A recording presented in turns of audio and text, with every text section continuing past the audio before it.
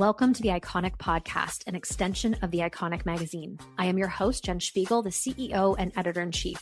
These weekly interviews with industry moguls will provide you with the inspiration, insights, and lessons for how to grow an iconic life and business for yourself.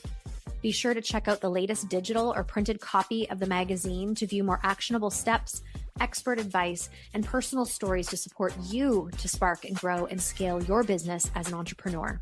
I am so glad you're here.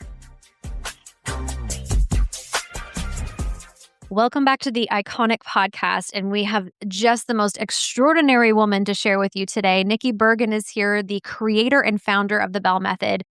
Nikki has so much to offer women in general, but being a pre- and postnatal Pilates and pelvic care specialist, I would say she is, as well as just an advocate for women and women's health.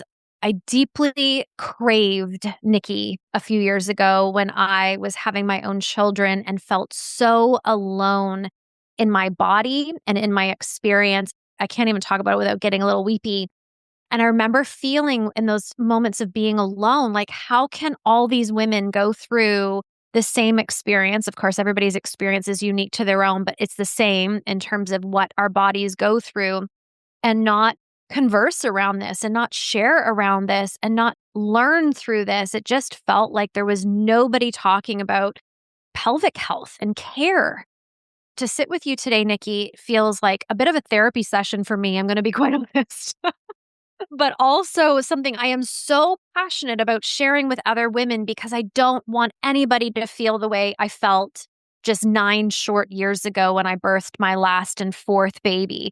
I mean, it was really just 9 years ago that this still felt really, really lonely. And so I'm so grateful for women like you who are stepping up and using your voice and holding women through this extraordinary time in their lives, but yet also educating on the things that nobody really talks about. So welcome to the podcast.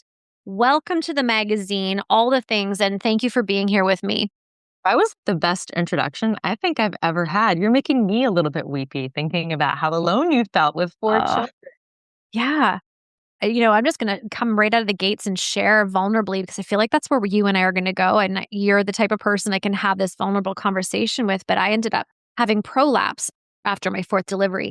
And I had never even heard that term before. I had 4 babies. I birthed 4 babies. I had an OBGYN through 4 babies, and nobody brought up the term or what could happen, prolapse. And I remember feeling like I was broken, that I was used up. This was it. I was so young at the time. Oh, it's just like, it was traumatic. To hear you say these things on the internet and to share your own experience and to let women know that this can happen and here are things and the ways you can heal, it just feels to me like a bit of medicine, maybe a little bit after the fact. But I just want to thank you, because these are terms that I feel should be normalized and yet still have a long way to go. Would you agree? 1000%. Recently, I did a workshop. It was at a retreat center, and I was there for the weekend, and I did a pelvic health workshop like I often do in person. And this one woman had come, and I was talking about pelvic health and pessaries, and she'd never heard the term pessary. And she came up to me after class, and she was crying, very upset. And she says to me, "It's hanging out. And it's been that way for years. And no one of all the doctors I've seen has ever told me that something exists called a pessary that could actually help improve my quality of life." She'd seen all the doctors and she was in tears. I texted her, I said, "How are you? Like, what's going on for you right now?" And she's like, "I'm angry." She'd spent all this time, and then I'm here saying, this is this relatively inexpensive medical device that you can insert.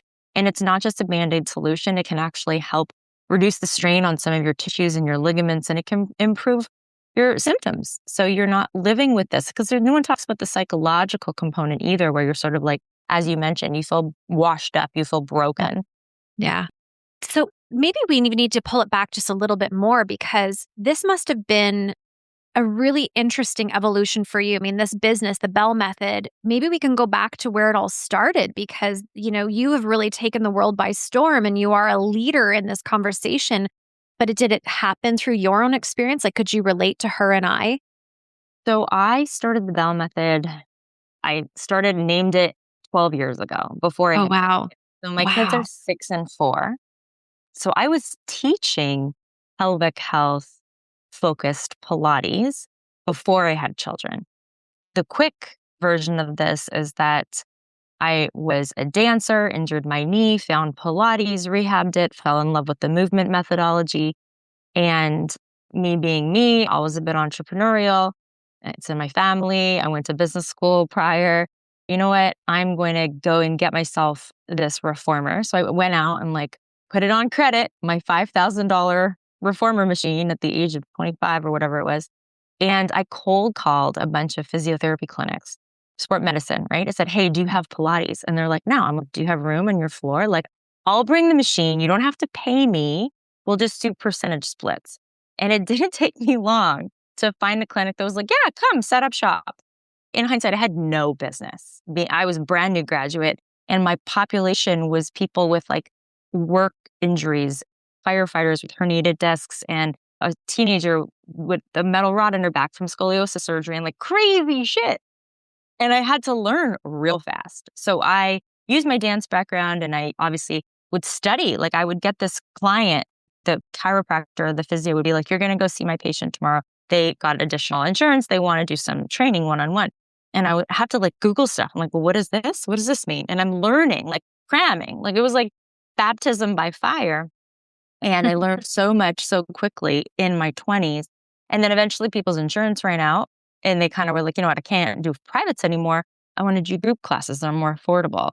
So I started offering group classes and I would flip over the treatment tables. By the end, the clinic would lock up and then people would come after hours and I would do a group class in the like carpeted space between all the like, you know, the machines. And then it grew because people wanted it because it was challenging because as a dancer, I made it not boring. We had music, right? But it was also physio, but not boring physio. And it was just accessible. And then I started getting a lot of pregnant women coming. And I was like, you guys need your own thing. It was very organic. And I started opening up different locations with the same business model. I'm going to rent space and I'm going to do it, you know. And so it really did grow quickly, but in a very organic way. It wasn't premeditated that I was going to start to focus on pelvic health. I just started to see a need. And I remember teaching like boot camps and stuff because I was doing all kinds of fitness. And I was in my 20s at the time, didn't have kids. Women were like, oh, I can't do that. I'm not wearing a pad.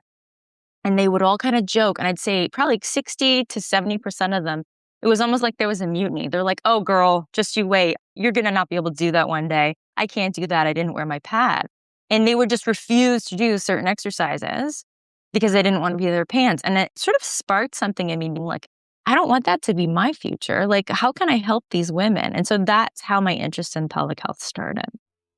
There's so much beauty in this just from an entrepreneurial experience of being resourceful and taking risk and putting yourself out there and doing things until you start seeing that result. Like you were willing to split percentages. And, you know, it wasn't about money fast. It was about getting yourself out there, getting that recognition, that reputation and building. And I feel like that's such a missed ingredient in entrepreneurship these days. I feel like people forget that there's some sweat equity involved before all those rewards come pouring in. Would you agree?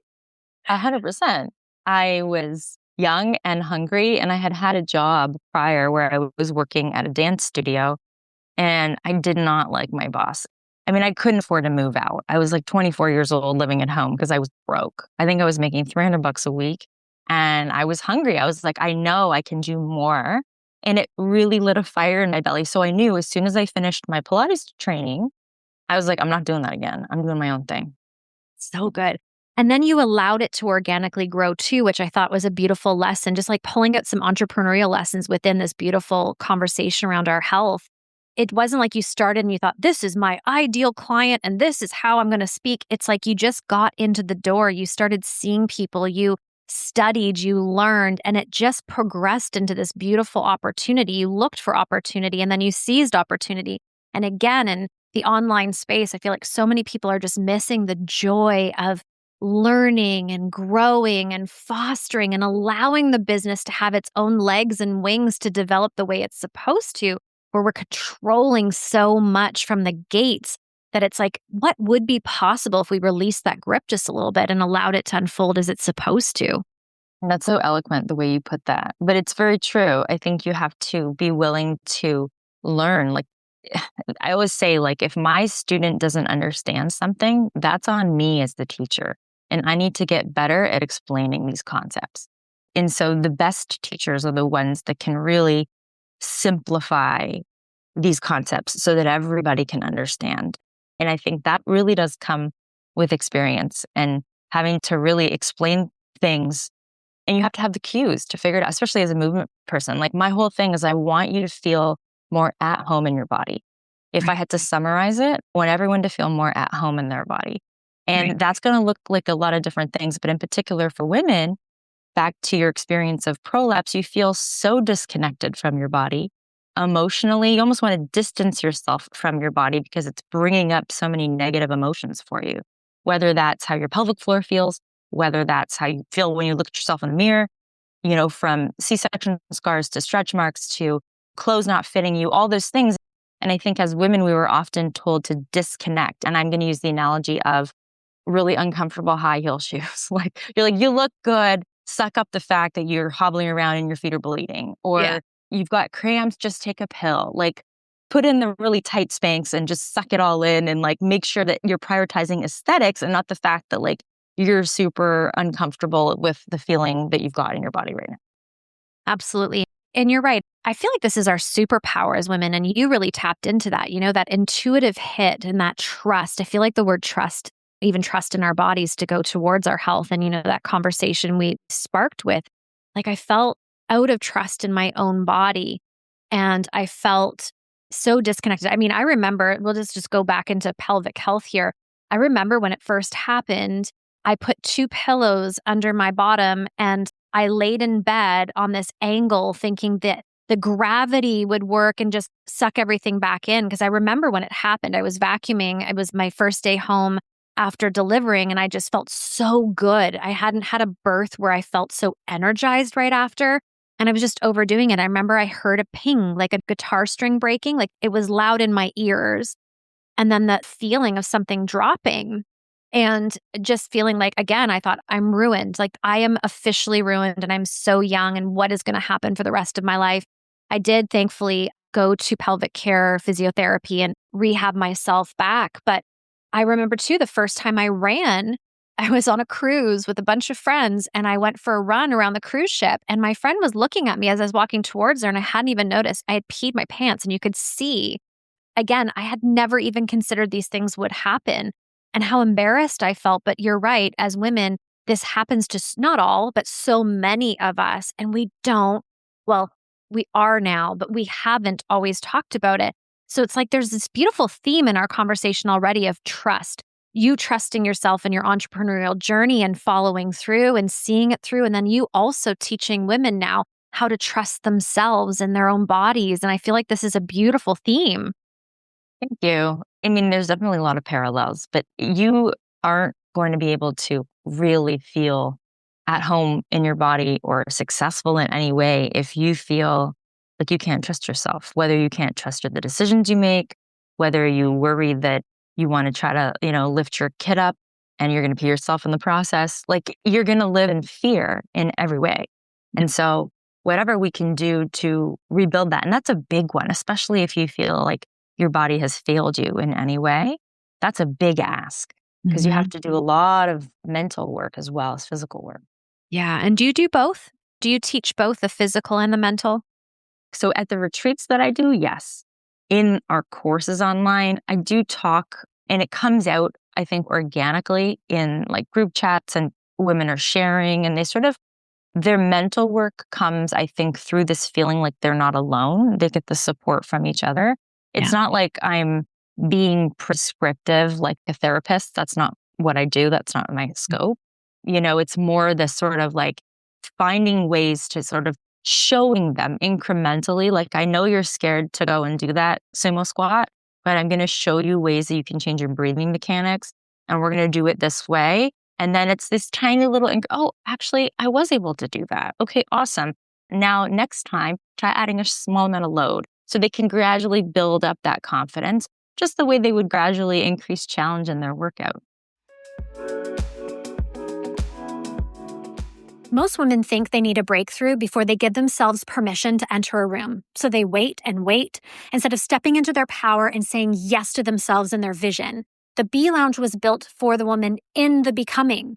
Inside this room, there are women pre-revenue, rising towards their first six-figure year, building for the first time, or rebuilding the foundations that create longevity, legacy, and sustainable success. The testimonials speak for themselves. I made more last month than I did the entire year before. I created a $73,000 year, paid for my dream trip, renovated my home, and became completely debt-free. That's a 7x ROI, Jen. Jen, I'm more present with my family than I ever have been, and I have never been more successful in my business. I finally feel like a CEO, not a solopreneur trying to figure it out alone and just doing things for the sake of doing things. These are not surprises. This is what happens when a woman is given the structure, clarity, and mastery she's been craving. The B Lounge teaches the real skills of business like branding, marketing, sales, leadership, and systems, so you stop guessing and you start leading. This room is not about being ready. This room is about your rising. If you have been standing at the threshold, wondering if you belong, I'm here to tell you that you do. All you have to do is say yes to yourself. I invite you into that empowerment. The link is in the show notes, and I cannot wait to lock arms and partner with you. You know, what comes up for me is I just had this idea, and I'm really curious around your take on this. As women, I feel like so much of our lives is like, hurry up, get ready for the next thing. We're juggling so many balls. We wear so many hats. We are achievers in certain ways, right? We have, well, at least for myself, I've got 4 kids. I've got 3 businesses, a husband, a house to look after, parents. There's so many aspects to me. And I almost felt like there was a parallel of how I behaved after having my children, of like, how quickly can I recover and bounce back to show my strength and resilience and, that achieving personality that I have. Do you see that happen a lot in women? And do you believe there's a bit of a theme there of women wanting to bounce back quickly and kind of go back to the way it was versus honoring their new chapter? Of course. That's like most of us, if we're honest. Right. Everyone wants to feel like they can fit back into their pre-pregnancy genes at 6 weeks postpartum. It's funny, I did a meme about that yesterday. Yeah, I saw. It wasn't even close to fitting. But you know what? Maybe it does for some women. Maybe it's your clothes that fit no problem, right? You lose baby weight really quickly, but you're peeing your pants, or you're feeling heaviness, or sex hurts, or fill in the blank. You're struggling with your mood and your mental health. You really have to find a way of embracing this new place that you're at. And it's okay if it's hard. It's okay if it's a rocky road. I think we're never going to go back to the way things were before we had children, but we want to think of this as a growth, not like I want to go and regress back. Back to your A-type personality thing, 100%. Like, I think a lot of the times, if you're really athletic, even me, I had a bit of an ego going into pregnancy. I'm a Pilates instructor. I'm going to be so fit. #fit bump. And I thought it was, oh yeah, you're going to teach until you're 40 weeks. Literally by 35 weeks, I was like, I'm out. See ya. I'm good. Like, no more. I was exhausted. I was uncomfortable. I also say to my students, like, just because you can doesn't mean you should. Just because you can go for a run at 6 weeks postpartum doesn't mean you should. In fact, we have research to show that you should wait minimum 3 to 6 months before going back to high impact sport. And you can, okay, great, you can, woohoo, but your pelvic floor is going to suffer in the long run. Your connective tissue is still so vulnerable, the elasticity, everything. You've had nerve damage. Your nerves stretch to a point when you're having a vaginal delivery, the axons in your nerves are damaged. The good news is that nerves regenerate, but it takes time. So why are you going to go strain that tissue? So we have to be smart. A huge part of what I say in my course is it's like, listen, I know you can, but choose exercise that's going to serve your goal. It's like sports-specific training. If we think about pregnancy and postpartum as an athletic event, it allows us to check our ego and focus on exercises and the type of self-care that's going to actually, in the long run, make our journey faster and easier. So valuable. 3 to 6 months. And I was raised with 6 weeks. Get back in the saddle. It's your 6-week checkup. You're ready to go. And I believe that was part of, really, I do. If I could pinpoint the key things that were big contributors to my prolapse and the way my body didn't quite heal effectively after the fourth was that 6-week marker of feeling like, okay, I'm good to go. And just going right back into weightlifting, running, sprints, intimacy with my husband, carrying the babies, doing the things. It was just like, what was the rush, Jen? I look back, I just wish I could hold my cheeks and say, what was the rush?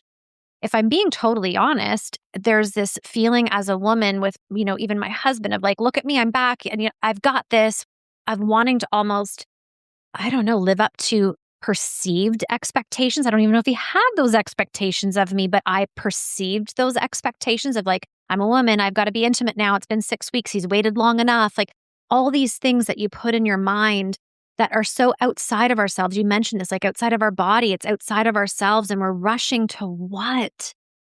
I Mhm. wish all of us could take a big breath and just exhale. Oh, I feel like all of us need a big exhale sometimes, right? Not even I, the inhale, it's the exhale. I got to share with this for listeners. Do you know the reason behind the 6-week checkup? No. There's only one reason. It's because stitches on average take 6 weeks to dissolve. That's it. Ah, So they literally want to check if you've had stitches, have they healed well and have they dissolved? That's it. It doesn't speak to anything around readiness for even intimacy or running or impact. They're not checking. You're not getting a comprehensive pelvic floor assessment.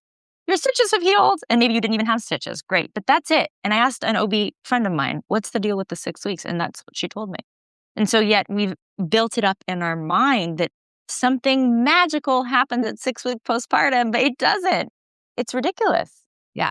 And even your babies, like after having four, you kind of see a bit of a rhythm with infants as well. That first 6 weeks, you don't even know if you're coming or going, if you should sleep or wake up. Like you're just really in the deep end of understanding your baby and nourishing your baby and caring for yourself. And it was the 6-week marker where I started noticing my baby started to get in a little bit of a routine. Like you could sort of anticipate their routine. That was such a sweet spot I wish I had enjoyed as well. Like just that feeling of like, okay, we're with each other. I'm understanding you. You're understanding me. That rhythm that I feel is so special and sweet as being a mom with a child. But you're right. There's this 6 week. It's so true. It's like all of a sudden, oh, it's magic. I'm supposed to be back at it. Okay, everything's fine. Here we go. There's just so much subliminal messaging under this too for women listening. Like, yes, we're talking about pelvic health and your wellness, but like where else in your life do you put these timelines on yourself and these shoulds and this rush, this unnecessary urgency? And we're almost stealing away the joy and the journey that we say. We're like, enjoy the journey. People say it, but not a lot of people mean it. They want to quickly get to the destination, which, spoiler alert, there really isn't one. So, right? You know that you're an entrepreneur. What is the destination? I think you have to find a way of being present. And that's the Yes. hard part. Whereas, like, you're going to do your best work when you're actually present. And that's hard when you've got a screaming infant and you feel Yes. comfortable in your body. But our brain tricks us and we think that's going to be like that forever. You Right. kind of think, oh my God, I'm never going to sleep again. I am never going to be able to lift weights again. I am never going to be able to enjoy sex again, or whatever it may be. I just want to tell anyone who's in the thick of it, it is a season. It is not the rest of your life. That's right. Talk to me about mompreneurship. How is that for you? You now have a 4 and 6-year-old, so you're starting to see the other side. I remember it was 3 and 5. Usually it was that sweet spot for me where I was like, I actually sat and finished my glass of wine and didn't need to jump up. I remember that moment of sitting there and realizing that, and they were 3 and 5. So you're at that 4 and 6 age. It's such a beautiful age. How was it, that transition, blending motherhood and entrepreneurship? I would say that I was fortunate in that I already had a business. I can't imagine starting a business with young kids. But because I already had a business and I'd had it for at least 8 years before I had my first kid, it did help quite a bit. I think really the message I have is you have to ditch the guilt, because even happened this weekend. It was a long weekend here in Canada. We're going to a cottage next week. I was like, I'm not going to get this done if I don't spend some time this weekend doing it. So my husband took them to the beach and they hung out, and I spent 3 hours working. And part of me was like, this sucks because I want to be at the beach with my family. But I also knew that like I had to get it done. In that moment, I was like, nope, conscious decision to have no guilt. After that 3 hours was done, I put it away and I was super present with them. And it was great. We had a great rest of the weekend. It's really this feeling of like, when you're going to be with your kids, you have to really be with them. And when you're going to be working, you can't feel guilty for not being with your kids. You have to be really committed to that. Otherwise, you're kind of in between two worlds, feeling unproductive and guilty the whole time. Yeah, I totally agree. You used the word presence earlier, but that's really, I believe, such a sweet thing for moms and entrepreneurs to focus on is the presence. Because when I was sitting with my kids, and I remember, because I did start entrepreneurship with young kids, so I had a different journey. Ooh. So it was yes and no, because you don't know, right? It's like I had never been an entrepreneur. So it's that naive, like ignorance on fire actually in some ways served me because I had no idea what I was signing up for. So there was that, but there was so many lessons of I would feel guilt that I wasn't working when I was with my kids. And then I would feel guilt when I was working because I wasn't with my kids. And then I would be on my phone trying to be all sly around, like nobody's going to notice I'm on my phone when I was sitting playing with my kids. There was this like almost like a tornado, and the word guilt comes up. It's true. And I remember my breath coach teaching me that when you feel guilt, you know you're in an unnatural state. You're either in love or you're in fear. And so that really helped, that discernment really helped, because when I was working and felt guilt, it was like, why am I in fear right now? Well, I'm in fear that my kids are going to think mom was never at the beach with me. Is that true? That's not true. I'm at the beach with them all the time. So it helped me remove that guilt immediately, and vice versa. You know, it was such pivotal advice to me to be able to be in the moment with what I needed to be in the moment for. And I always say too, like, imagine you and I, here we are, we're home, we're working, but we still have a presence in the home for them. And like, how beautiful is that, right? I feel like it's such a treat. But a lot of women listening in right now, Nikki, are on the cusp of building their business. They're newer entrepreneurs and they're in that constant flow of guilt. And so I think it was really important that we brought that up. What was the biggest lesson you would offer someone in entrepreneurship who's also blending in motherhood? First of all, follow your instincts. You know more than you think you do. Second of all, really surround yourself with experts, people who are better at you than stuff. Then you know what I mean? So if you need to build a website, maybe get a UX designer, or like at least someone who can help you find a really good template on Squarespace or something like that, right? Like get good advice from people you trust, and also at the same time, follow your instincts. I agree with that. Line yourself with experts is a huge one. I don't know if you can relate to this when you were well, no, you were young and on fire. So I don't know if you would relate to this, but I know for me, I lived in this martyrism for a moment where I was a stay-at-home mom when I started entrepreneurship. So I was home with the kids, building this business, looking after the home, making the meals. And I almost wore this badge, although there was lots of resentment behind that badge. But I was like, I do it all. Look at me. And I stand for women not sort of alleviating themselves from feeling like they have to have sacrifice in their lives. I do believe we get to have it all, but I don't know if having it all means equal parts or, you know, that you have to do it all. And that was a huge lesson for me of realizing I don't have to do it all to have it all. I can have a successful business with support. I can be an exceptional mom with support. I can be exceptional with my health with support. And every time I've asked for support and partnered with support is when things have like flourished. I know we were never meant to do this alone, right? I mean, look at your community groups. I'm sure the women are just like, oh, you talked about the fact that they feel seen. We weren't supposed to do this by ourselves. No, absolutely not. Unfortunately, our society leaves women feeling quite isolated, right? And alone and feeling like they're failing, but it was meant to be in a village. There's so much power to sharing what we're going through and finding support and encouragement through that. So we've been kind of flip-flopping between entrepreneurship and pelvic care, but the through line has been like this incredible, I feel like, expansion of women and the way we view things and the trust in ourselves. What would you offer the community who wants to like dive back into the pelvic care? Maybe she's like, but wait. I feel like there's something here for me. What would you recommend to her right now? Someone who either wants to prepare and maybe support herself to prevent some of these things happening, or maybe has one of these, whether it's prolapse or something like that. What would you give to her right now to support her? We can do this in categories if you'd like. I do recommend that everybody sees a pelvic health physiotherapist. If you're in the US, we call them physical therapists. In Canada and many parts of the world, it's a physiotherapist. It means the same thing. but really around understanding what's going on in your body so that you can have an at-home practice to really help. So, for example, if you're peeing your pants, it's not always about doing more Kegels. You might have a pelvic floor that's too tight, right? Mm. And that's actually a thing. So you could be leaking because your muscles are so tight that they can't contract or relax. They're sort of stuck in this, like, think of like I'm holding my hand up like in a claw. Can you imagine Right. these muscles that are in this kind of tense, permanently clawed state don't really have much power. They're weak. Your issues could be for a number of different reasons. So don't just blindly do Kegels. Anyone listening to this who's thinking, I've got prolapse, I need to strengthen my pelvic floor, I'm just going to be doing Kegels all day, or I'm peeing my pants, or whatever. If you've got ab separation called diastasis recti, these are the main three things that we deal with in the Belle Method. So a lot of women will come to me in pregnancy to be proactive, and I teach them how to be proactive, and we manage what we call intra-abdominal pressure. And that's largely learning how to breathe properly into your diaphragm and learning how to release your pelvic floor on your inhale and engage it on your exhale and prepare for birth and advocate for yourself so you're not stuck with your feet in stirrups pushing on your back for 3 hours. Right. Like that is very much causally related to blowing out your pelvic floor. There's a better way, and we can advocate for that way.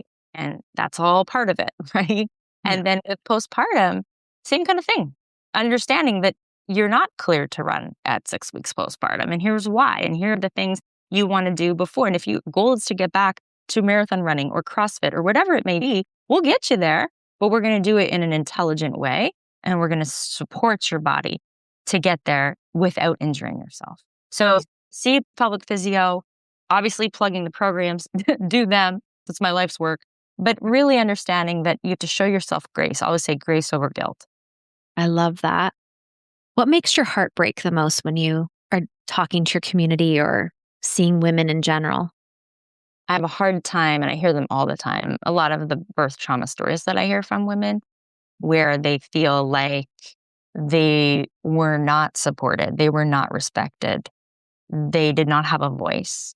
Those are always hard to hear. And they really do fuel me to continue to do what I do, especially on social media. With a lot of the work that I do is to really share evidence, because I do believe that we should be getting evidence-based practice, and it takes on average 17 years for evidence to make it into clinical practice. So there's a lot of non-evidence-based care happening in birth settings where women are being told that they have to, and I'm saying that with quotations, be on their back, or they have to hold their breath, or they have to be induced at 39 or 40 weeks, or whatever it may be. And they don't really understand the evidence. They haven't been educated, so they can't possibly have informed consent. So they're sort of being misled, and it's not specific patient-centered practice. It's sort of, well, this is the policy at this hospital, so this is the way we do things, so we're just going to do it like this. But it's not actually the care that they deserve. So those stories really piss me off, frankly. I bet. What's the vision for you? What's the vision for the Belle Method? What's the vision for what you are giving and contributing to women in general? My biggest vision, if I were, again, were to summarize it, would be to help women feel comfortable in their bodies and feel at home in their bodies through all life stages: pregnancy, new motherhood, perimenopause, into old age.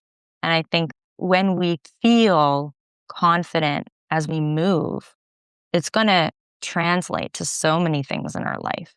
And we'll be able to feel more confident in taking more entrepreneurial risks, or asking for the raise, or asking for what we want, whether that's in our relationships or just life in general. So I think it's just a strong foundation to support our overall well-being and vitality.